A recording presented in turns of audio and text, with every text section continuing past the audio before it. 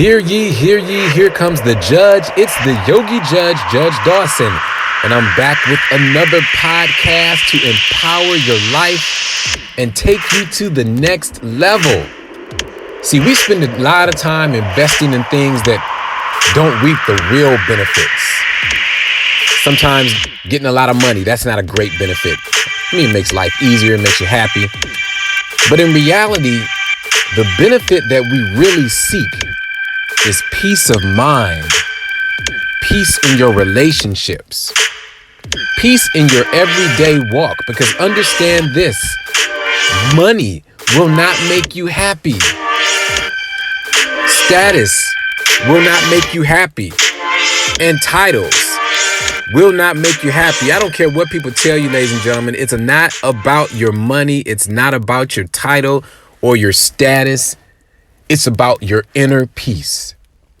Inner peace is so important. In fact, in my business as a judge, what I see every day is so many people making mistakes because they don't have the basic inner peace to live an outer peaceful life. So instead of being able to deal with their controversies, their ups, their downs, and resolve them internally, they act out. Maybe that's been you. Maybe you act out at someone at the Popeyes chicken. I've had many cases with that. Maybe you go off on the lady at McDonald's. Maybe you've gotten mad because somebody was too close to you in a line, especially during the pandemic. Whatever it is, I submit to you that oftentimes if we establish our inner peace, the inner peace of mind will give you the ability to live a peaceful existence. What are the benefits of a peaceful existence?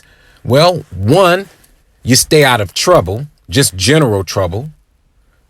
Two, you'll stay out of the court with me or some other judge. And three, your life will begin to look better. Because what's on the inside of you, the peace that's on the inside of you will show on the outside.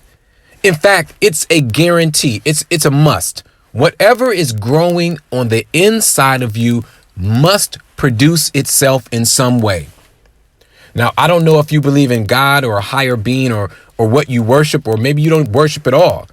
But we cannot deny the fact that seeds that are planted, yes, seeds that are planted grow.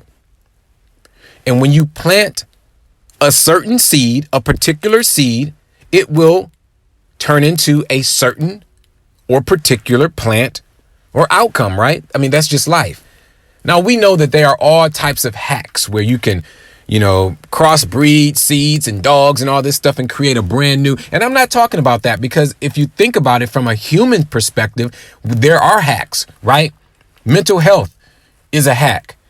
Being born with some deficit in capability or capacity, that is a hack, right? So we're not talking about the hacks, the things that happen that we have no control over, or there's some other a thing or social environment or tampering that changed the design of life. We're talking about the basic design of life, and the basic design of life submits that when you plant a seed, it will create a particular result.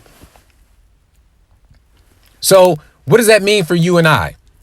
It means that the seeds that we are planting will either cultivate a life of abundance for us, and whatever that means, or it will create a life of suffering. And we kind of know what suffering is. Like anything else, there are different levels to suffering. There's different levels to happiness. But generally speaking, we know what suffering is.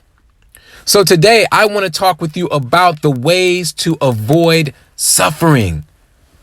Ways to avoid suffering. And like I tell you all the time, I'm not going to hold you long. This is not going to be a long workshop or seminar. It's not a clubhouse environment. But this is an opportunity for you to get some nuggets that you can take with you, something that you can use to maybe de-escalate a situation before it begins, or maybe you can use it to just improve and expand on your existence. So that's the goal of Here Comes the Judge podcast. And I'll give you a quick commercial right here.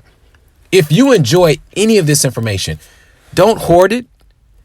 We have an obligation to share what we know. We have an obligation to give what we get. So subscribe to the podcast, share it with someone that you care about. Maybe it's a friend, a family member. Go to my website, judgedawson.com. There are tons of resources there to help you go to the next level, because that is my entire mission. For me, it's not about making $1 million. But who wouldn't want $1 million? For me, it's about leaving a legacy of tools of success based on real life situations. I've presided over real life situations as a judge. I've seen so many people destroy their lives in front of me. And guess what? I've done the same thing. I'm not perfect. I will never tell you that I haven't made mistakes, because I've made a ton of them. And getting back to our subject, I will never tell you that I haven't suffered. I've suffered in so many ways. Many of them have been self-imposed. And that's what we're going to talk about today, because there is some suffering that you cannot control. Let's just keep it real. I don't want you to believe that there's any guru or any, self-improvement master that can tell you, or any yoga master that can tell you you can avoid all suffering, because suffering is a part of life. But you have the ability to control the amount of suffering that you experience. And that's what I'm going to bring you today. So, suffering, let's talk about it. The first thing I want you to understand is this. You can have pain without suffering. And in fact, not only can you have pain, there will be pain in your life. You'll have pain when you lose a loved one. I lost my mom very early in my journey as a young man. She never got to see me go to law school. All she knew was that I was a knucklehead running around the city of East Cleveland, barely missing the unfortunate act of getting arrested from all the things that I was doing in the city. That's what she knew. I'm going to keep it 100% real with you. When she was passing away, probably in her mind, she was thinking, oh my God, what is Dawson going to do? What is my son going to do without me? Because this man is going down the wrong trail. So part of my mission was to change that narrative in honor of my mother. But I had pain when I lost my mother. You've had pain when you've lost people. I've had pain in relationships. Oh my gosh, you cannot control your relationships. Sometimes you win, sometimes you lose. It's like a flip of a coin. And that's what I've learned as being a judge for all these years. You just never know who you are getting with until you get with them. And then it's a flip of a coin. But again, in that situation, there's a way to control the suffering. But the bottom line is you cannot control the pain, because people are going to be people. And guess what? No matter how perfect he or she is, that person's a human being, which means they're flawed. That means they may cause you some pain. So you have pain in your relationships, pain because of the loss of someone. Maybe you have pain because you've lost your job. Pain because the pandemic has put pressure on you to the point where you can't even think about where you're going to get your next meal, or you don't know how you're going to dig out of the hole that life has put you in. There will be pain, ladies and gentlemen. And of course, there's the physical pain. And even there's an element of physical pain that we can at least adjust or control, but that's a little more difficult. It takes a lot of intense studying and even some intervention. Maybe you need some medication or something like that when it becomes physical. But the bottom line for our conversation today is that pain does not have to equate to suffering. So let's start with the physical pain. If you are in a situation where your body is aching, something happened to you, the first step is you need to go to the doctor. Some of us avoid getting help when we need it. I had a relative who had the old school mentality that they were not going to go to the doctor unless they were basically dying. And that person ended up dying because of something very minor that they could have survived had they had the mindset to get help when they needed it. So for all of you out there who are powering through that injury or powering through that mental health disparity, you get depressed and you think you don't need any help, stop it. Stop it. There's nothing wrong with going to get help when you need it. Because if you don't, you are going to suffer. And that is an area of life where you don't have to suffer to a very high extent or high level, right? Because there's an answer to it, or at least there's a group of answers that maybe you can work to help lower your suffering. So even in the realm of our physical lives and our physical abilities, you do not have to suffer, and pain does not have to equate to suffering. Let's talk about our jobs and our finances. That's a pretty difficult area because everyone wants to be rich. Everyone wants to be at least well off, right? Or on the lowest level, we at least want to be able to put a roof over our heads. And there are some situations where people are struggling in this world to even survive. I would submit to you that oftentimes that suffering is based on the lack of knowledge that that person has. And that may be a controversial statement, but if you really think about it, we live in America.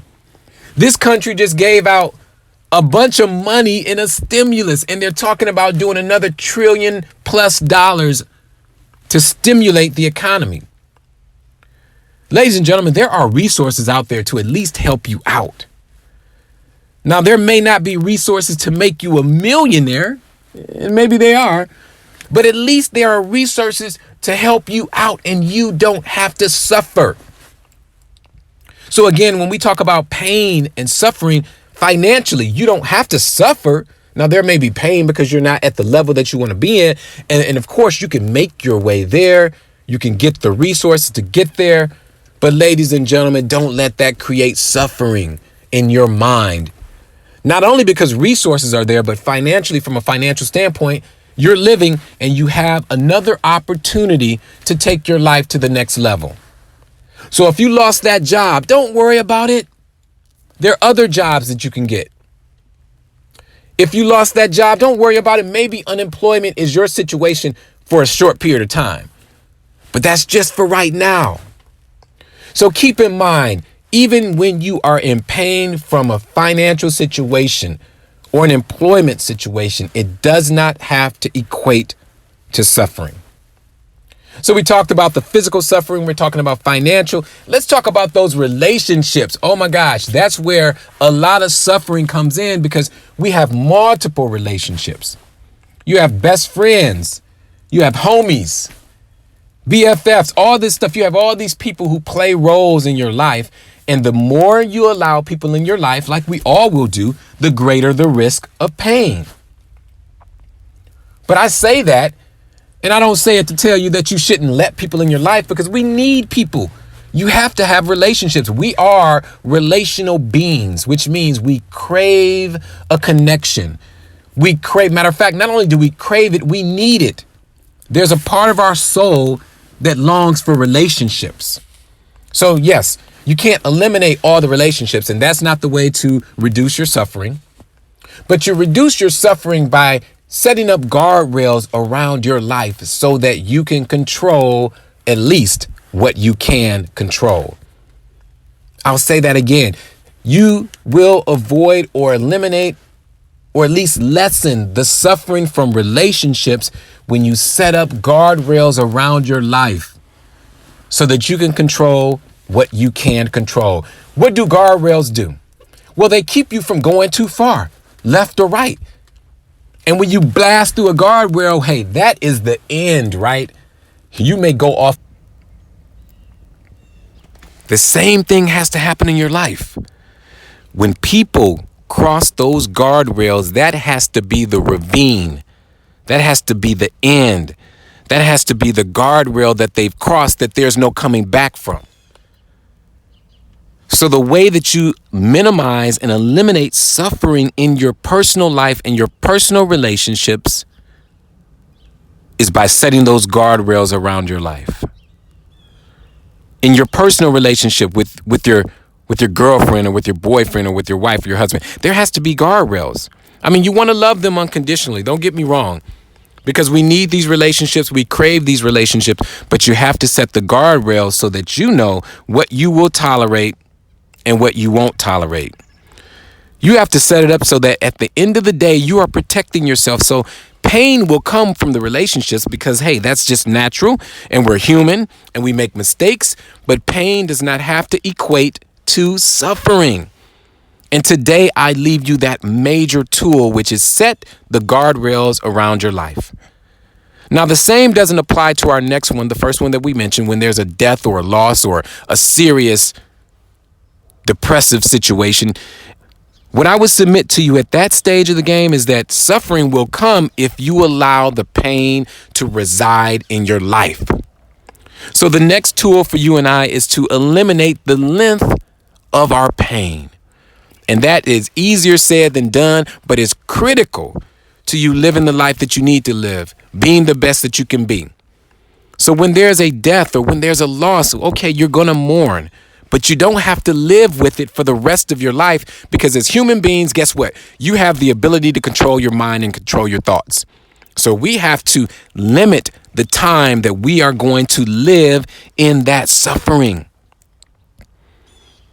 So whether you're talking about the death of your favorite pet, your parent, someone that you love, remember, you have the ability through your mind, through your thoughts, through the people you talk to, the conversations that you have.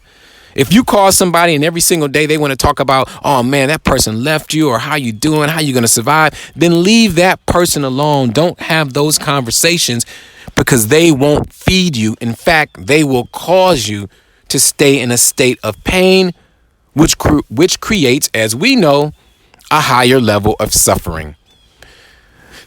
So, ladies and gentlemen, I'm trying to make it real simple. Why? Because I care about you and I see too much destruction based on suffering. Because remember, pain does not have to equal suffering. All right. Like I mentioned to you, I don't hold you long in these podcasts, my workshops. All of them are quick and to the point, and I have a ton of them. If you haven't checked out my YouTube page, go there at Judge Dawson. Again, you can subscribe to my email list and get my dose of positivity every week. You can subscribe to this podcast. Or you know what? If you want to be selfish, you can just take this information into yourself and just end up turning into the best person that you can possibly be. Hey, I don't know all the answers, but I've experienced a lot, and I'm going to continue to give to you every single time I get the opportunity. So as you know, I'm not only a judge, I'm a yogi. So I'm going to use my yogi salutation and wish you well.